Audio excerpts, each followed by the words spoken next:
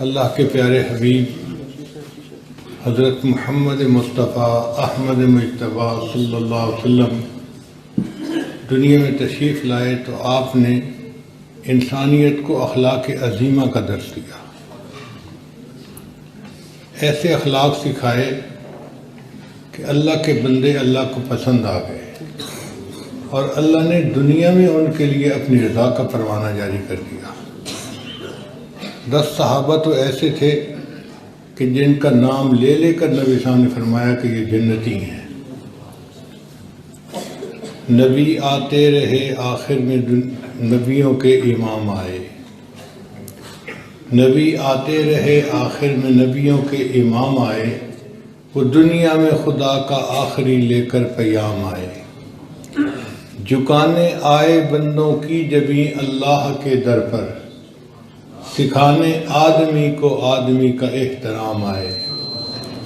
وہ آئے جب تو عظمت بڑھ گئی دنیا میں انسان کی، وہ آئے جب تو عظمت بڑھ گئی دنیا میں انسان کی، وہ آئے جب تو انسان کو فرشتوں کے سلام آئے۔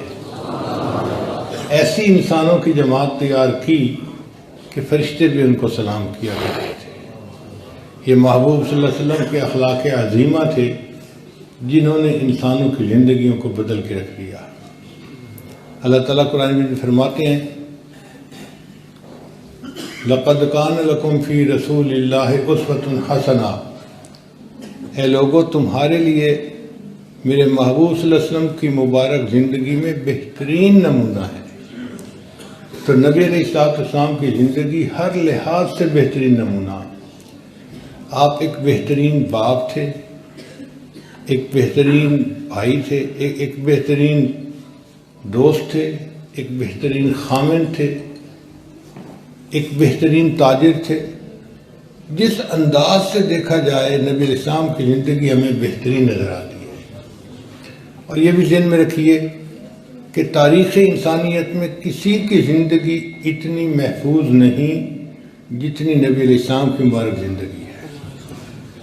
حضرت موسیٰ علیہ السلام کی زندگی کے چند واقعات ملتے ہیں، حضرت عیسیٰ علیہ السلام کی زندگی کے چند واقعات ملتے ہیں، مگر میرے آقا صلی اللہ علیہ وسلم کی پوری زندگی کی ہر بات کی تفصیل آج کتابوں میں محفوظ ملتی ہے۔ بلکہ ان احادیث کو جنہوں نے آگے روایت کیا ان کے حالات زندگی بھی محفوظ ہیں۔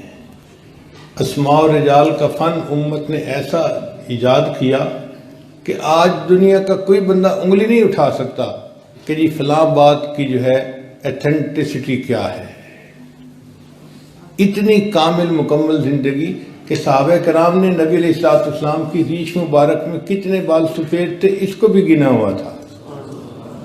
آپ کا کھانا کیسا تھا، آپ کا لباس کیسا تھا، آپ کا بستر کیسا تھا، آپ کا تکیہ کیسا تھا، آپ کی چادر کیسی تھی، آپ صلی اللہ علیہ وسلم کی مبارک ہتھیلیاں کیسی تھیں، آنکھیں مبارک کیسی تھیں، ریش مبارک کیسی تھی، آپ صلی اللہ علیہ وسلم کے جسم مبارک کی رنگت کیسی تھی، آپ صلی اللہ علیہ وسلم کے اخلاق مبارکہ کیسے تھے، آپ کی ازواج مبارکہ کون کون تھیں، آپ صلی اللہ علیہ وسلم نے کیسے سفر کیا ہجرت کا، کیسے آپ نے سفر کیا اپنی زندگی میں شام کا، آپ نے کیسے غزوہ میں حصہ لیا، کس کس غزوہ میں حصہ لیا، آپ صلی اللہ علیہ وسلم دن میں کیسے زندگی گزارتے تھے، رات میں کیسے زندگی گزارتے تھے، حتیٰ کہ ایک ایک بات نبی علیہ السلام کی آج کتابوں کے اندر محفوظ ہے۔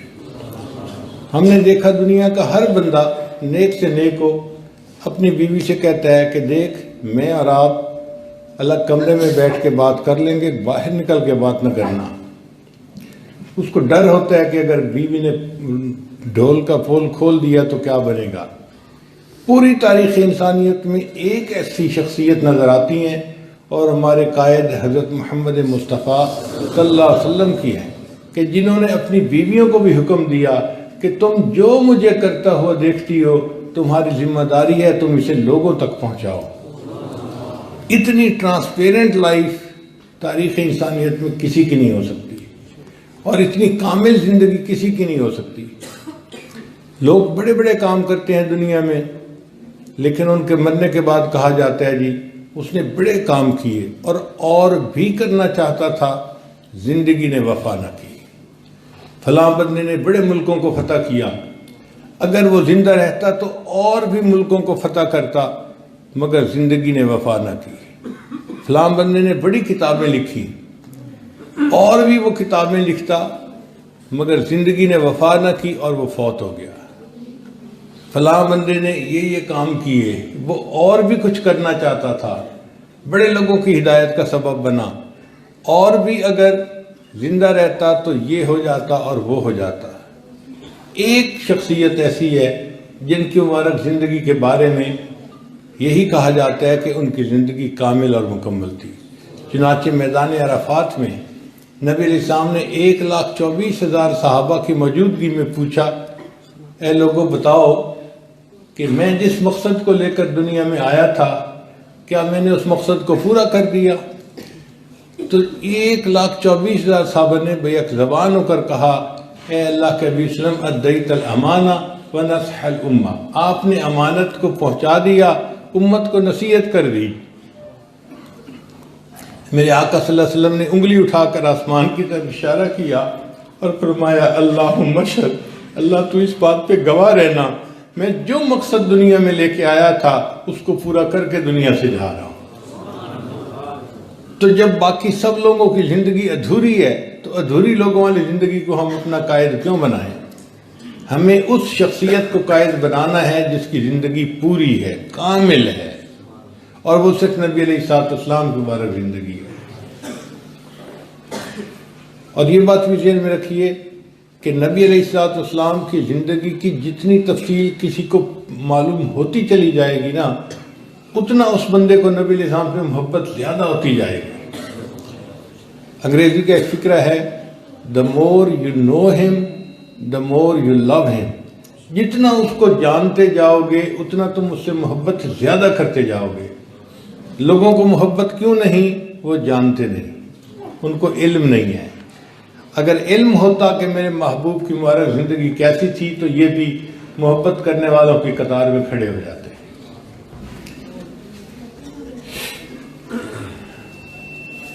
میرا قائد ہے وہ زندگی پیغام تھا جس کا، محمد نام تھا جس کا، محبت کام تھا جس کا، وہ رفتہ رفتہ جس نے قوم کو منزل عطا کر دی، کلی آغاز تھی جس کی، چمن انجام تھا جس کا۔ پھر اللہ نے اپنے محبوب صلی اللہ علیہ وسلم کو اتنا علم عطا کیا، اتنا علم عطا کیا کہ اول اور آخرین سب کے علوم کو جمع کیا جائے تو نبی علیہ السلام کا علم ان سب سے زیادہ ہو جائے۔ اللہ فرماتے ہیں وَعَلَّمَكَ مَا لَمْ تَكُنْ تَعْلَمْ وَكَانَ فَضْلُ اللَّهِ عَلَيْكَ عَظِيمًا۔ اتنا علم اللہ نے اپنے محبوب صلی اللہ علیہ وسلم کو عطا فرمایا تھا۔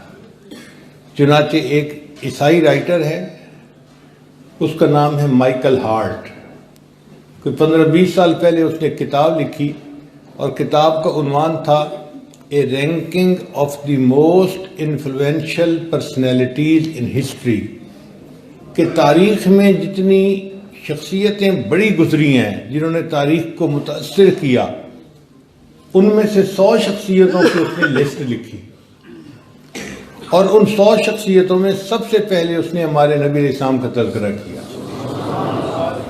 اس نے عیسیٰ علیہ السلام کا بھی کتاب تذکرہ کیا ہے، موسیٰ علیہ السلام کا بھی تذکرہ کیا، نیوٹن کا بھی کیا، شیکسپیئر کا بھی کیا، آئنسٹائن کا بھی کیا، بڑے بڑے سب انسانوں کا تذکرہ کیا، مگر سب سے پہلے نمبر پر اس نے نبی علیہ السلام کا تذکرہ کیا۔ خود عیسائی بندہ ہے۔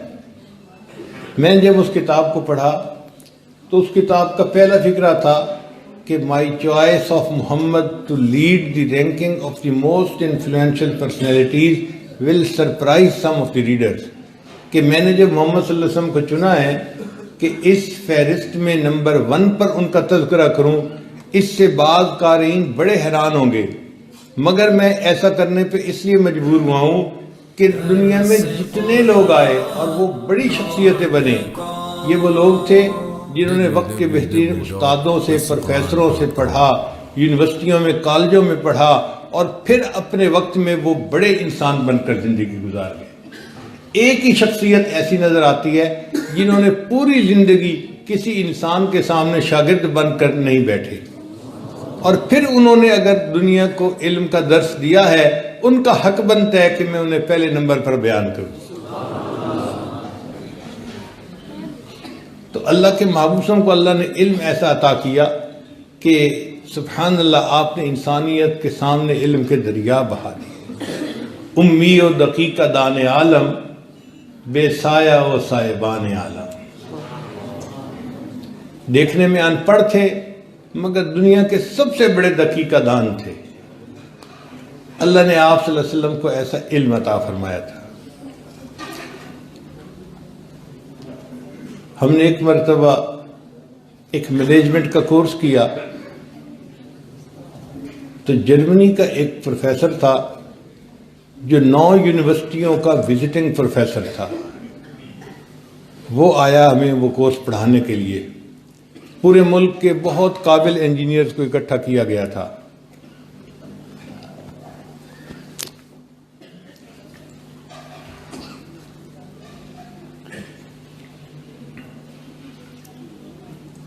تو مسٹر براڈی اس کا نام تھا، جرمن تھا وہ۔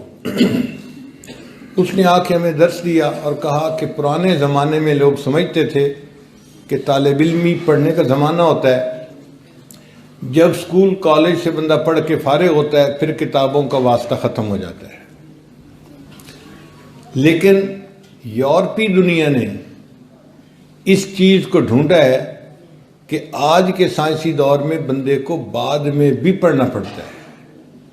چنانچہ جو لوگ پریکٹیکل انجینئر بن جاتے ہیں ان کو سیمینار اٹینڈ کرنے پڑتے ہیں، کانفرنسیں اٹینڈ کرنی پڑتی ہیں، بلیٹنز پڑھنے پڑتے ہیں، ریسرچ پیپرز پڑھنے پڑتے ہیں تاکہ ان کا علم اپ ڈیٹ رہے۔ اس نے 3-4 مرتبہ یہی بات کی کہ یورپی یونین اس نتیجے پر پہنچی ہے کہ انسان کو صرف اسکولوں کالجوں میں نہیں پڑھنا پڑتا، پوری زندگی پڑھنا پڑتا ہے، پوری زندگی پڑھنا پڑتا ہے۔ جب اس نے 3-4 دفعہ یہ بات ریپیٹ کی تو میں نے اشارہ کیا کہ میں آپ سے کوئی بات شیئر کرنا چاہتا ہوں۔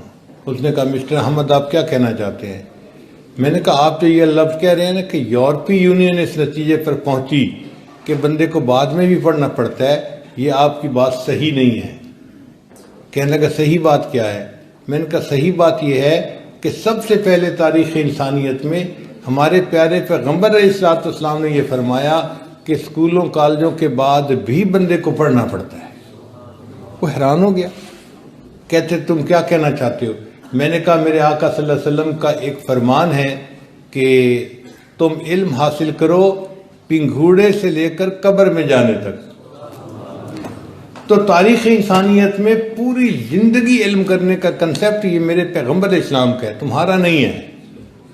جب میں نے یہ بات اس کو بتائی کہ اطلب العلم من المہد الی اللحد، تو حیران ہو گیا، تھوڑی دیر سوچتا رہا، پھر اس نے اپنا بریف کیس کھولا سارے لوگوں کے سامنے اور اپنی ڈائری لا کر مجھے دی اور مجھے کہنے لگا کہ اس کو عربی میں بھی لکھ دو اور اس کا انگلش میں ترجمہ بھی لکھ دو۔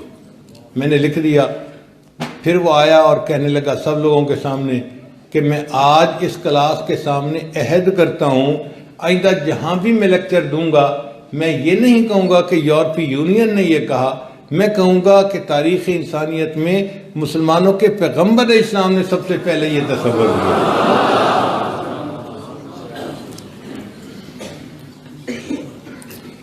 اللہ تعالیٰ اپنے حبیب صلی اللہ علیہ وسلم کے بارے میں فرماتے ہیں وَرَفَعْنَا لَكَ ذِكْرَكَ، اے محبوب صلی اللہ علیہ وسلم ہم نے آپ کے ذکر کو بلند کیا، ہم نے آپ کی شان کو بلند کیا۔ اور واقعی اللہ تعالیٰ نے جیسے کہا اللہ نے اس کو پورا کر دکھایا۔ تاریخ انسانیت میں کسی کو اتنی عزت نہیں ملی جتنی عزت ہمارے پیغمبر اسلام کو اللہ نے عطا فرمائی ہے۔ آپ غور کیجئے کہ مسلمانوں نے تو لکھا ہی صحیح، عیسائیوں نے بھی لکھا، ہندوؤں نے بھی لکھا، سکھوں نے بھی لکھا، اشعار بھی لکھے، کتابیں بھی لکھی ان کی عظمت کے بارے میں۔ اور ویسے بھی ذرا سن لیجئے کہ اذان جب ہم دیتے ہیں تو نبی علیہ السلام کے ذکر کو بلند کرتے ہیں، پڑھتے ہیں نا اشہد ان محمد الرسول اللہ، تو نبی علیہ السلام کا ذکر بلند ہوتا ہے نا۔ اب ذرا غور کیجئے، سائنسی دور ہے نا تو لوگ سائنسی بات جلدی سمجھتے ہیں۔ پوری دنیا میں سب سے پہلے جو سورج طلوع ہوتا ہے نا تو مشرق کی طرف جو ملک ہے اس کا نام ہے فجی، وہ آسٹریلیا سے بھی آگے ہے، پوری دنیا کی مشرق اس کو کہا جاتا ہے۔ وہاں سب سے پہلے سورج طلوع ہوتا ہے، پھر اس کے بعد دھوپ آگے آنی شروع ہو جاتی ہے۔ چنانچہ سب سے پہلے تہجد کا وقت فجی میں ہوتا ہے، پھر فجر کی اذانیں فجی سے شروع ہوتی ہیں پوری دنیا میں۔ اب جب اذان کا وقت ہوتا ہے نا تو ایک ملک میں آدھا گھنٹہ تو اذانیں ہوتی رہتی ہیں۔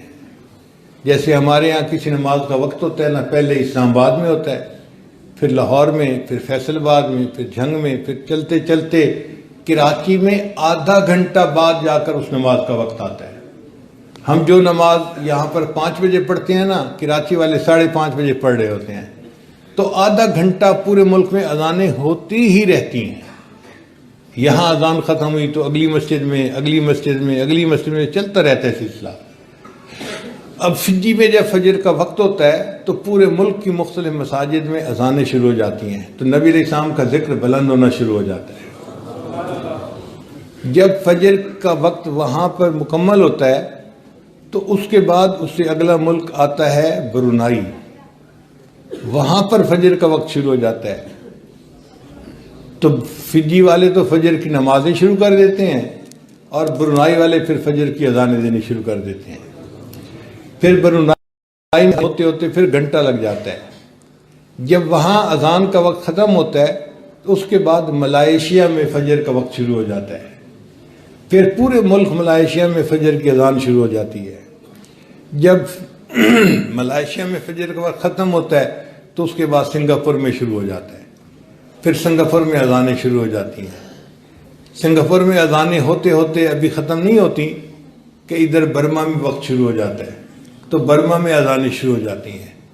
پھر برما میں جب اذانیں مسلمان مکمل کرتے ہیں اس کے بعد انڈیا میں شروع ہو جاتی ہیں، پورے انڈیا میں فجر کی اذان شروع ہو جاتی ہے۔ اس میں شاید 2 گھنٹے لگتے ہو، چونکہ انڈیا ایریا کے اعتبار سے بہت بڑا ہے، اور انڈیا میں اور پاکستان میں آدھے گھنٹے کا فرق ہے۔ تو ابھی انڈیا میں اذانیں ہو رہی ہوتی ہیں کہ پاکستان میں وقت ہو جاتا ہے تو پورے پاکستان میں فجر کی اذانیں شروع ہو جاتی ہیں۔ فجر کی اذانیں پاکستان میں ہو رہی ہوتی ہیں کہ 1 گھنٹے کا فرق ہے دبئی کے ساتھ، وہاں پر فجر کی اذانیں شروع ہو جاتی ہیں۔ پھر دبئی میں فجر کی اذانیں ہو رہی ہوتی ہیں کہ 1 گھنٹے کا فرق ہے سعودی عربیہ کے ساتھ، تو سعودی عرب میں فجر کی اذانیں شروع ہو جاتی ہیں۔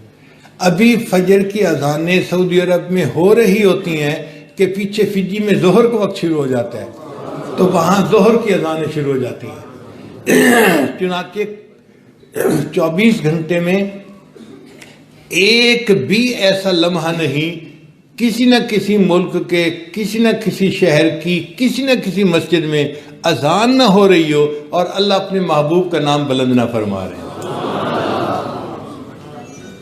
اگر ہمارے پاس کوئی ایسا ریسیور ہوتا کہ ہم بیٹھ کے پوری دنیا کی اذانیں سن رہے ہوتے تو ہم غور کرتے کہ یہاں اذان ہوئی، اب یہاں ہوئی، اب یہاں ہوئی، اب یہاں ہوئی، اور ہوتے ہوتے اذان ابھی ہم تو سعودی عرب پہنچے ہیں، مسلمان تو سعودی عرب سے آگے یورپ میں بھی ہے، امریکہ، بلکہ اس سے بھی آگے تک ہیں مسلمان۔ تو اگر پوری دنیا کی اذانوں کا حصہ لیں تو لگتا ہے کہ ابھی اذانیں فجر کی چل رہی ہوتی ہیں، پیچھے ظہر کی اذان شروع ہو جاتی ہے، پھر اذان ظہر کی چل رہی ہوتی ہے، پیچھے عصر کی اذان، پھر مغرب کی اذان، پھر عشاء کی اذان، اور ابھی دنیا میں عشاء کی اذانیں مغربی ممالک میں ہو رہی ہوتی ہے، پیچھے فجر میں پھر فجر کی اذانیں شروع ہو جاتی ہیں۔ تو 24 گھنٹے اللہ نے اپنے محبوب صلی اللہ علیہ وسلم کے ذکر کو پوری دنیا کے اندر بلند فرما دیا۔ سچ فرمایا وَإِنَّكَ لَعَلَىٰ خُلُقٍ، سچ فرمایا وَرَفَعْنَا لَكَ ذِكْرَكَ، اے محبوب ہم نے آپ کے ذکر کو بلند فرمایا۔ ایک اور بات پہ غور کیجئے کہ دنیا میں انسان کو عروج ملتا ہے، پھر اس کے بعد زوال بھی آتا ہے۔ شروع میں بچپن ہوتا ہے، پھر لڑکپن ہوتا ہے، پھر جوانی عروج کا زمانہ ہے، پھر جوانی کے بعد بڑھاپا، کمزوری کا زمانہ، بینائی بھی کم ہو جاتی ہے، دانت بھی ٹوٹ جاتے ہیں، جسم میں کمزوری بھی آ جاتی ہے، بال سفید بھی ہو جاتے ہیں، تو کمزوری کا وقت آ گیا، عروج کے بعد پھر زوال شروع ہو گیا۔ یہی کام سورج کے ساتھ ہے، صبح میں طلوع ہوتا ہے، پھر اس کی حرارت بڑھتے بڑھتے بڑھتے دوپہر کے وقت بالکل اس کی شدت پہ حرارت ہوتی ہے، پھر اس کے بعد زوال شروع ہوتا ہے، اور زوال ہوتے ہوتے بالآخر مغرب کے وقت وہ غروب ہو جاتا ہے۔ تو دنیا میں ہر چیز کا دستور یہی ہے کہ پہلے عروج ملتا ہے، اس کے بعد زوال آتا ہے، لیکن اللہ نے اپنے محبوب صلی اللہ علیہ وسلم کی مبارک زندگی کو ایسے بنایا کہ آپ صلی اللہ علیہ وسلم کی مبارک زندگی میں صرف عروج ہی تھا، زوال کا نام و نشان ہی نہیں تھا۔ اللہ فرماتے ہیں وَلَلْآخِرَةُ خَيْرٌ لَكَ مِنَ الْأُولَى، اے میرے محبوب صلی اللہ علیہ وسلم، آپ کا آنے والا وقت آپ کے گزرے وقت سے زیادہ بہتر ہوگا۔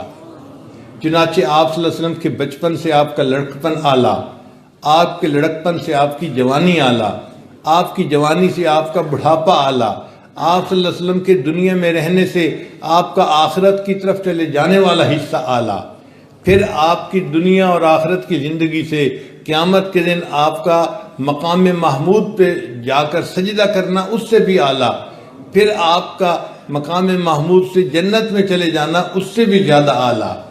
اللہ نے آپ کو ایسی زندگی دی کہ جس میں عروج ہی عروج تھا، اور اللہ نے آپ کو زوال سے محفوظ فرما لیا تھا۔ اس لیے ام المومنین عائشہ صدیقہ رضی اللہ عنہا نے شعر کہا لنا شمسم وللآفاق شمسو، اے آسمان ایک تیرا چاند، ایک تیرا سورج ہے اور ایک میرا بھی سورج ہے، لیکن تیرا سورج فجر کے بعد طلوع ہوتا ہے اور میرا سورج عشاء کے بعد طلوع ہوتا ہے، کیونکہ نبی علیہ السلام اپنے گھر میں عشاء کے بعد تشریف لے جاتے تھے اہل خانہ کے پاس۔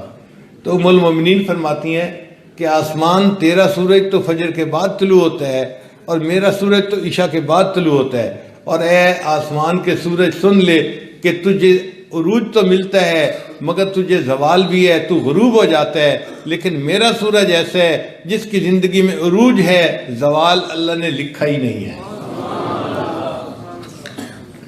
وَلَلْآخِرَةُ خَيْرٌ لَكَ مِنَ الْأُولَى، محبوب آپ کی زندگی میں آنے والا وقت آپ کے گزرے وقت سے زیادہ اعلیٰ اور زیادہ بہتر ہوگا۔ پھر اللہ تعالیٰ ارشاد فرماتے ہیں اپنے حبیب صلی اللہ علیہ وسلم کے بارے میں وَمَا أَرْسَلْنَاكَ إِلَّا رَحْمَةً لِلْعَالَمِينَ، اے محبوب صلی اللہ علیہ وسلم، ہم نے آپ کو جہانوں کے لیے رحمت بنا کر بھیجا، دنیا کے لیے نہیں، جہانوں کے لیے، انسانوں کے لیے بھی رحمت، جانوروں کے لیے بھی رحمت، پرندوں کے لیے، چرندوں کے لیے، جنوں کے لیے، سب کے لیے رحمت، حتیٰ کہ فرشتوں کے لیے رحمت بنا کر بھیجا۔ چنانچہ حدیث پاک میں آتا ہے کہ نبی علیہ السلام نے جبریل السلام سے پوچھا کہ جبرائیل، کیا تجھے میری رحمت للعالمین سے حصہ ملا؟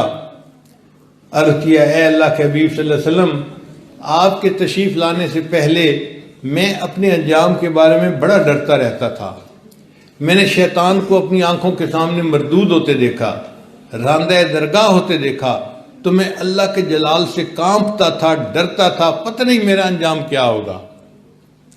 آپ صلی اللہ علیہ وسلم تشریف لائے تو اللہ نے آخری کتاب میں میرے بارے میں آیات نازل فرمائیں اِنَّهُ لَقَوْلُ رَسُولٍ كَرِيمٍ ذِي قُوَّةٍ عِنْدَ ذِي الْعَرْشِ مَكِينٍ مُطَاعٍ ثَمَّ أَمِينٍ۔ ان آیتوں کے اترنے کے بعد مجھے اپنے اچھے انجام کا یقین ہو گیا، آپ کی رحمت للعالمین سے مجھے بھی حصہ نصیب ہو گیا۔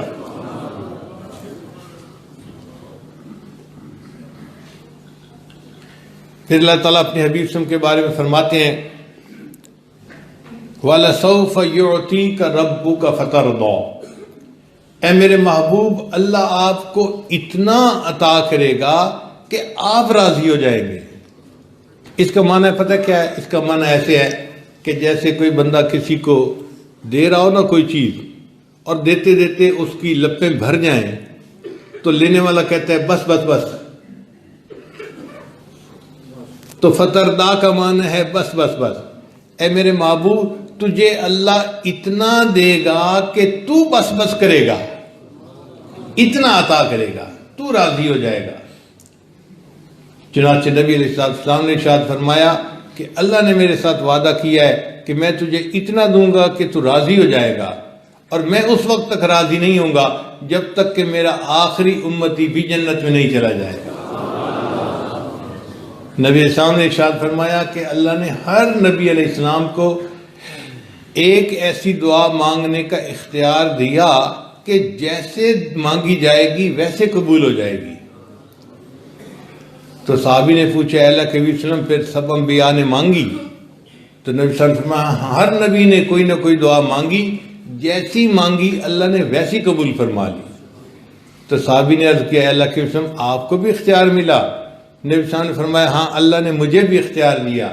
اے اللہ کے نبی صلی اللہ علیہ وسلم آپ نے کون سی دعا مانگی؟ نبی صلی اللہ علیہ وسلم نے فرمایا میں نے دنیا میں کوئی دعا نہیں مانگی، میں آخرت میں وہ دعا مانگوں گا اور اس وقت تک جنت میں نہیں جاؤں گا جب تک آخری امتی بھی جنت میں نہیں چلا جائے گا۔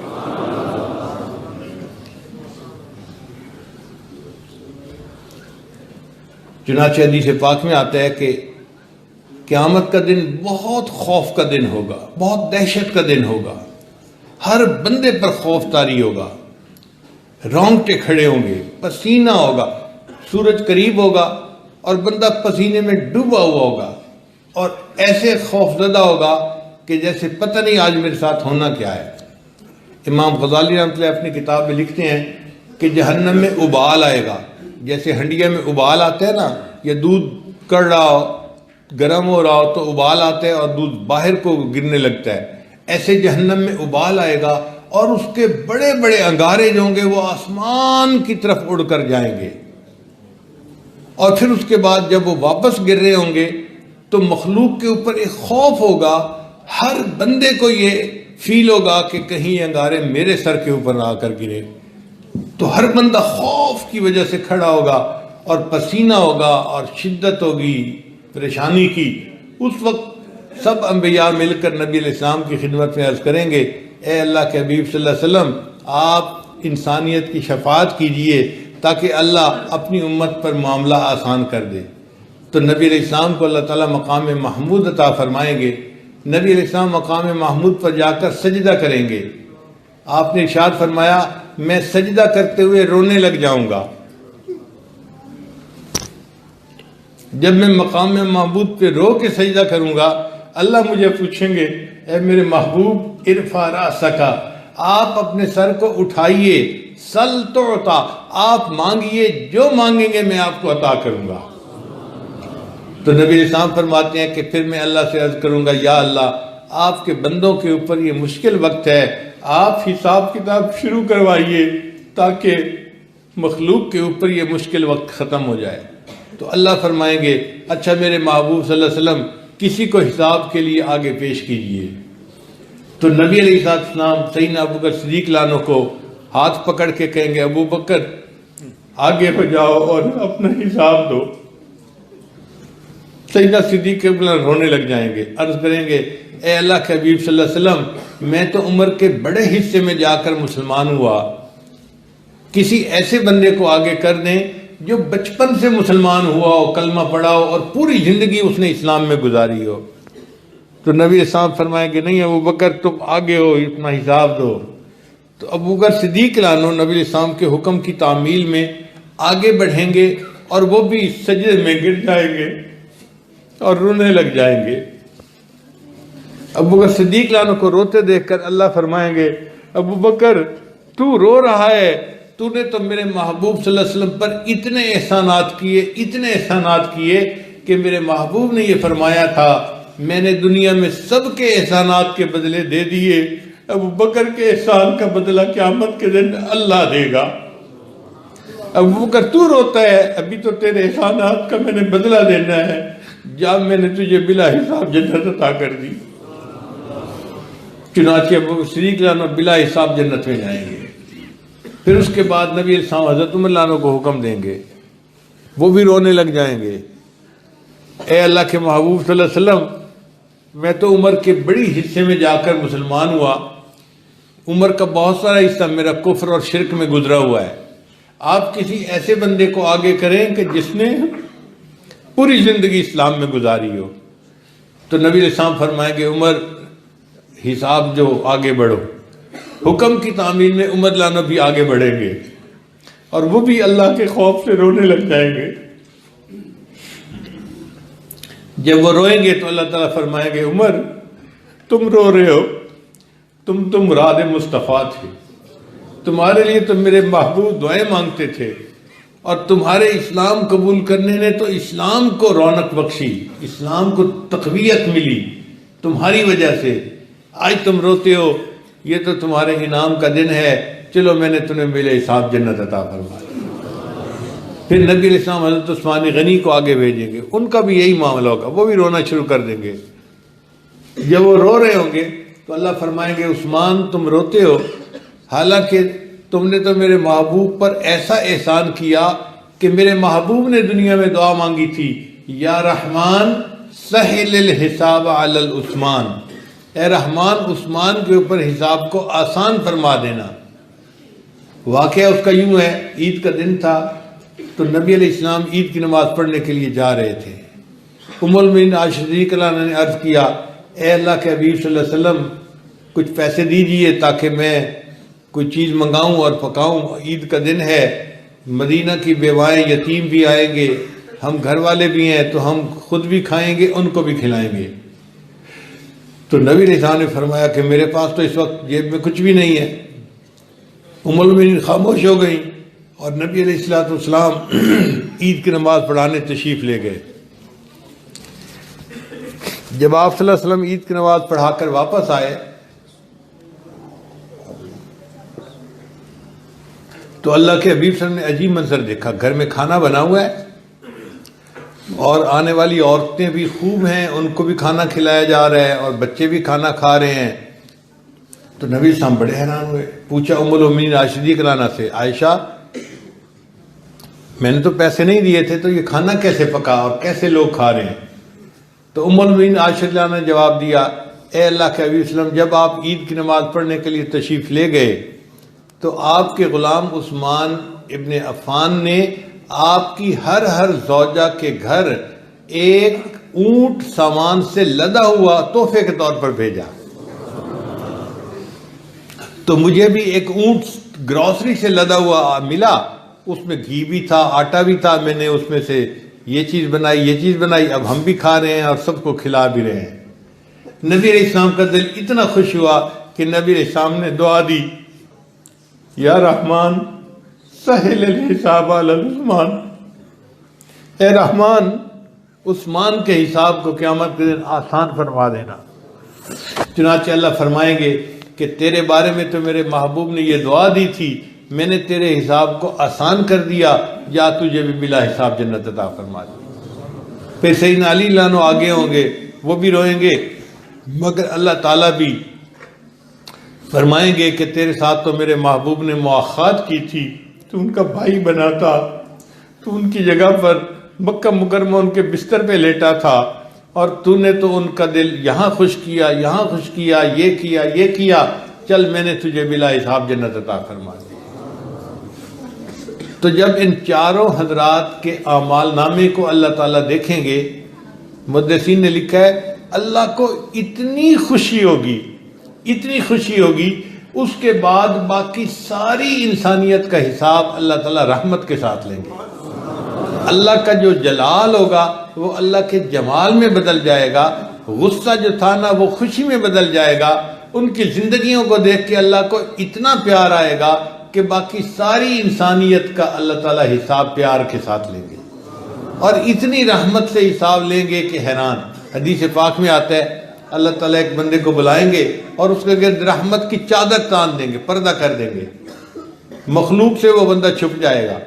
پھر اللہ اس بندے کو کہیں گے تو نے یہ گناہ کیا، وہ مانتا جائے گا، اتنے گناہ گنوائیں گے کہ اس بندے کو یقین ہو جائے گا آج میں نہیں بچتا، مگر اللہ فرمائیں گے اچھا تو نے اتنے گناہ تو کیے لیکن تو مجھ سے دنیا میں معافیاں مانگتا تھا، میں نے تیری اس توبہ کو قبول کر لیا اور تیرے سب گناہوں کو میں نے نیکیوں میں تبدیل کر دیا۔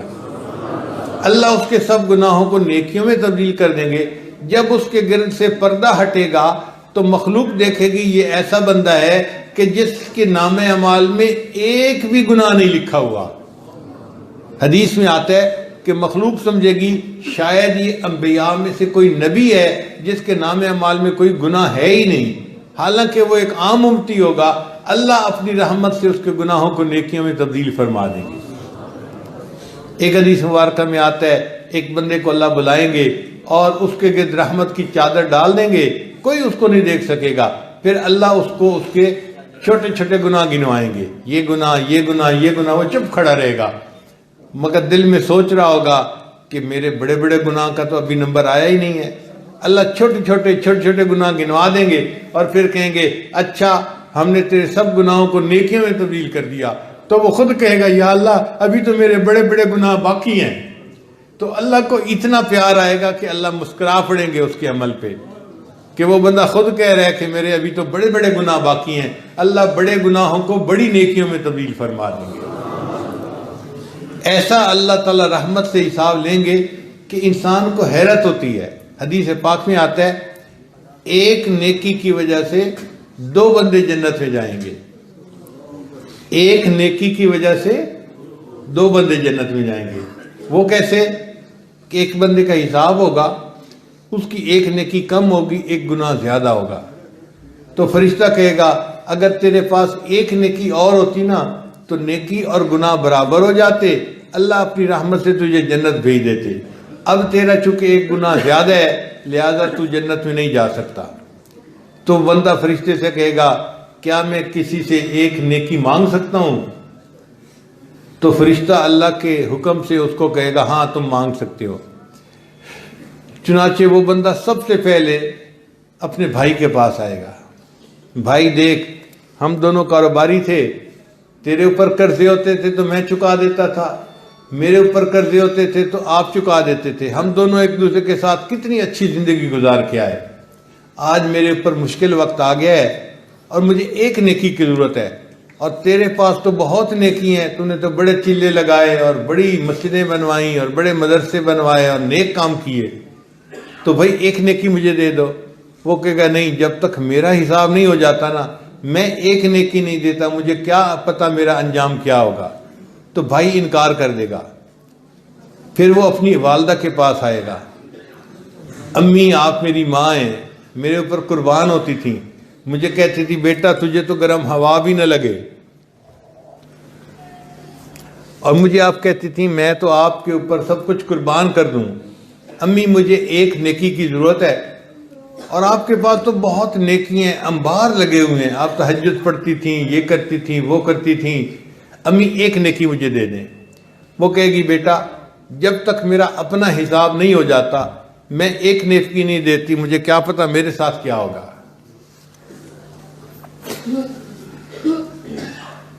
پھر وہ اپنے والد سے مانگے گا ابو میں آپ کا بیٹا ہوں، آپ نے مجھے پرورش دی، پالا، اور کتنا میرے اوپر مہربان تھے اور کتنا میری جو ہے محبت کرتے تھے. آپ کے پاس بہت زیادہ نیکیاں ہیں، آپ تو مسجد کمیٹی کے صدر بھی تھے اور آپ تو یہ بھی تھے وہ بھی تھے اور بہت نیکیاں ہیں، ایک نیکی مجھے چاہیے. وہ کہے گا بیٹا جب تک میرا اپنا حساب نہیں ہو جاتا میں ایک نیکی بھی نہیں دے سکتا، مجھے کچھ پتہ نہیں میرا انجام کیا ہوگا. ہر کوئی ڈرا ہوا ہوگا. پھر وہ اپنی بیوی کے پاس آئے گا، بیوی بھی انکار کر دے گی. پھر وہ اپنے بیٹوں کے پاس آئے گا، بیٹے بھی انکار کر دیں گے. جب سارے رشتہ دار نیکی دینے سے انکار کر دیں گے نا تو وہ رونے لگ جائے گا. اللہ نے قرآن مجید میں پہلے ہی فرما دیا یوم یفر المرء من اخیہ و امہ و ابیہ و صاحبتہ و بنیہ. تو جب وہ رو رہا ہوگا نا، بہت رو رہا ہوگا کہ آج میرے ساتھ کسی نے بھلا نہیں کیا، ایک نیکی مجھے کسی نے نہیں دی، مجھے کتنی امیدیں تھیں ان کے ساتھ، کوئی میرے کام نہیں آیا. تو ایک بندہ اس کے قریب سے گزر رہا ہوگا، وہ اس کو روتا دیکھ کے کھڑا ہو جائے گا، پوچھے گا یار یہ اتنا کیوں رو رہا ہے؟ فرشتہ کہے گا اس نے ایک نیکی مانگی تھی اپنے لوڈ ون سے اور کسی ایک نے بھی نیکی نہیں دی اور یہ اب مایوس ہو کے رو رہا ہے. تو وہ کہے گا اچھا میرے نام اعمال میں صرف ایک نیکی ہے، وہ ایک نیکی اسے دے دو، میں نے تو جہنم میں جانا ہی ہے، ایک نیکی جو ہوئی باقی تو کچھ ہے نہیں. تو اگر یہ جنت میں جا سکتا ہے تو چلو میری وجہ سے یہ جنت چلا جائے. جب وہ بندہ نیکی دینے کا اعلان کر دے گا نا تو فرشتہ اعلان کرے گا ایک بندے نے اپنی نیکی دوسرے کو دے دی. اب قیامت کے دن یہ اتنا عجیب کام ہوگا کہ مخلوق حیران ہو جائے گی. اچھا ایک بندے نے اپنی نیکی دوسرے کو دے دی. تو اللہ تعالیٰ فرشتے سے پوچھیں گے فرشتے تو نے کیسا اعلان کیا؟ وہ کہے گا یا اللہ ایک بندے نے اپنی نیکی دوسرے کو دے دی، اللہ نے فرمایا نیکی دینے والا کون ہے، ذرا اس سخی کو میرے پاس کر دو۔ چنانچہ وہ سخی اللہ کے سامنے پیش ہوگا، اللہ فرمائیں گے تو اتنا بڑا سخی کہاں سے آیا کہ آج کے دن تو نے نیکی دوسرے کو دے دی؟ وہ کہے گا یا اللہ میرے پاس تو تھی ہی ایک نیکی، میں نے سوچا میں نے تو جہنم جانا ہی ہے، اگر میری وجہ سے یہ جنت جا سکتا ہے تو میں اس کو دے دیتا ہوں۔ اللہ فرمائیں گے تو نے بندے ہو کے اتنی سخاوت کا اظہار کیا اور میں تو پروردگار ہوں، یا میں نے تجھے بھی جنت دے دی، اسے بھی جنت عطا فرما دی۔ تو ایک نیکی پر 2 بندے جنت میں داخل ہوں گے۔ اللہ کی پھر رحمت کا ایسا معاملہ ہوگا۔ حضرت قاری محمد طیب رحمۃ اللہ نے اپنی کتاب میں لکھا ہے، وہ فرماتے ہیں کہ 2 بندوں کو اللہ تعالیٰ کے سامنے پیش کیا جائے گا اور اللہ ان دونوں کو جہنم جانے کا حکم دیں گے کہ تم نے برے کام کیے، جاؤ جہنم میں۔ جب وہ اللہ حکم فرمائیں گے نا جاؤ جہنم میں، تو ایک تو بھاگنے ہی لگ جائے گا جہنم کی طرف، اور دوسرا جو ہے وہ تھوڑا چلے گا پھر پیچھے دیکھے گا، پھر چلے گا پھر پیچھے دیکھے گا۔ اللہ تعالیٰ ان دونوں کو پھر بلا لیں گے، ہاں بھائی پہلے تو بتا، تو بھاگ ہی پڑا۔ وہ کہے گا یا اللہ دنیا میں تو آپ کے حکم کی تعمیل میں مجھ سے کوتاہی ہوئی، غلطی ہوئی، اب آپ کا حکم ہوا جاؤ جہنم میں، تو میں نے سوچا یہ آپ کا آخری حکم ہے، اس پر تو عمل کر لوں، میں بھاگ پڑا جہنم کی طرف۔ اللہ دوسرے سے پوچھیں گے بھئی تو چلتا تھا پھر مڑ کے دیکھتا تھا، پھر چلتا تھا پھر مڑ کے دیکھے گا۔ وہ کہے گا یا اللہ پوری زندگی آپ نے میرے ساتھ رحمت کا معاملہ کیا، اگرچہ آپ نے آج مجھے جہنم جانے کا حکم دے دیا، میں حکم کی تعمیل میں چل پڑتا تھا، پھر پیچھے دیکھتا تھا شاید آپ کو رحم آ جائے، پھر دیکھتا تھا پھر سوچتا تھا شاید رحم آ جائے۔ اللہ فرمائیں گے اچھا اگر تجھے میری رحمت پہ اتنا بھروسہ ہے تم دونوں کو میں نے جنت عطا فرما دی۔ اللہ تعالیٰ اپنی مخلوق کا حساب اتنی رحمت سے لیں گے۔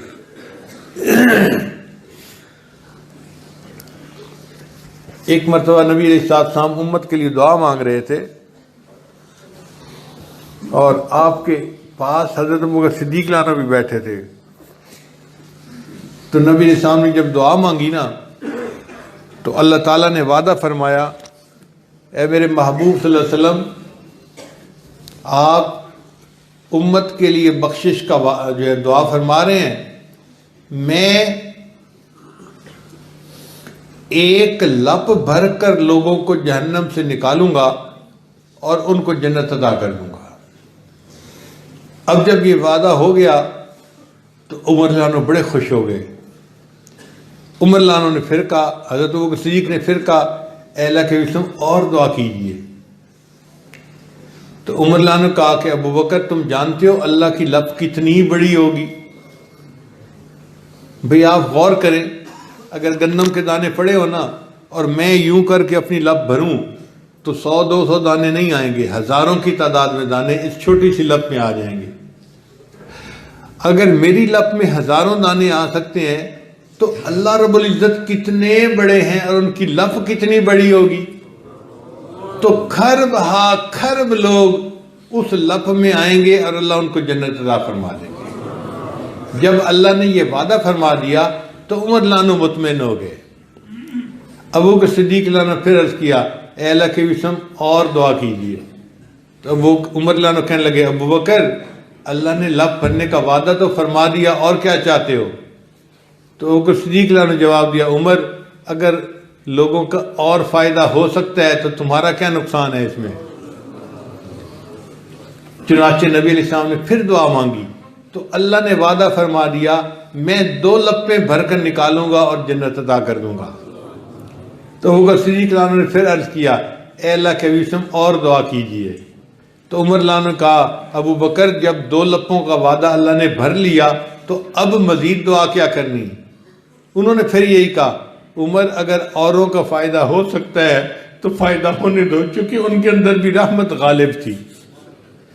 چنانچہ نبی علیہ السلام نے ان کے کہنے پر پھر دعا مانگی اور اللہ نے وعدہ فرما دیا میرے محبوب صلی اللہ علیہ وسلم میں 3 لپیں بھر کر جہنم سے نکالوں گا اور اتنے کھرب ہا کھرب انسانوں کو بغیر کسی عمل کے آپ کی دعا کی برکت سے جنت عطا کروں گا۔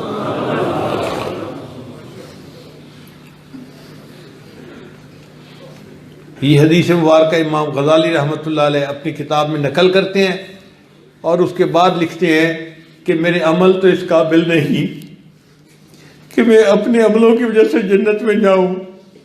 ہاں، میں اتنی دعا ضرور کرتا ہوں کہ اللہ، جن کو آپ بغیر کسی عمل کے محض اپنی رحمت سے جہنم سے نکال کر جنت عطا فرمائیں گے، مجھے بھی آپ ان میں شامل فرما لینا۔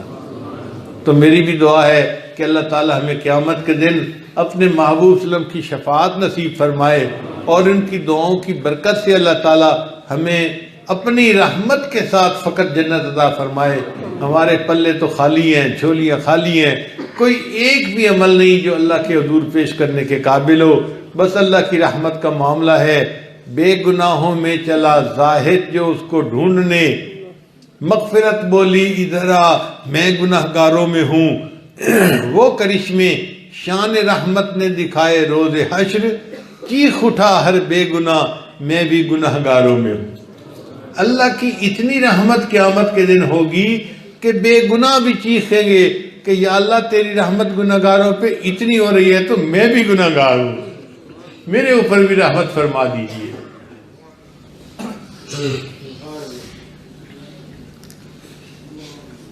ہمارے ایک بزرگ تھے، انہوں نے نبی علیہ الصلوۃ والسلام کی شان میں چند اشعار لکھے، پنجابی زبان کے ہیں، امید ہے آپ سمجھ لیں گے۔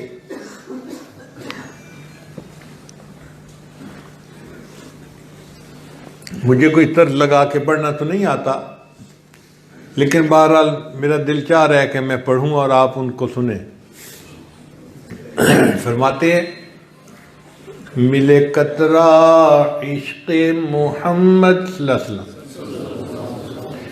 ملے قطرہ عشق محمد دا، بئی تخت شاہی لوڑ نہیں، ملے قطرہ عشق محمد دا، بئی تخت شاہی لوڑ نہیں، دل مست رہے وچ مستی دے، بئی عقل دنائی دی لوڑ نہیں، ملے قطرہ عشق محمد دا، بئی تخت شاہی دی لوڑ نہیں، دل مست رہے وچ مستی دے، بئی عقل دنائی دی لوڑ نہیں، ملے قطرہ عشق محمد دا، میرے قلب سے آ گناہگار دے وچ، تیری یاد دا ڈیوا بلدا رہے، میرے قلب سے آ گناہگار دے وچ، تیری یاد دا ڈیوا بلدا رہے، ول این جگ اون جگ قبر حشر، کسے بئی روشنائی دی لوڑ نہیں، ملے قطرہ عشق محمد دا، کر اپنے حبیب دا عشق عطا، جگ سارے تو بے نیاز چکر، کر اپنے حبیب دا عشق عطا، جگ سارے تو بے نیاز چکر، سر جھکدا رہے در تیرے اتے، در در دی گدائی دی لوڑ نہیں،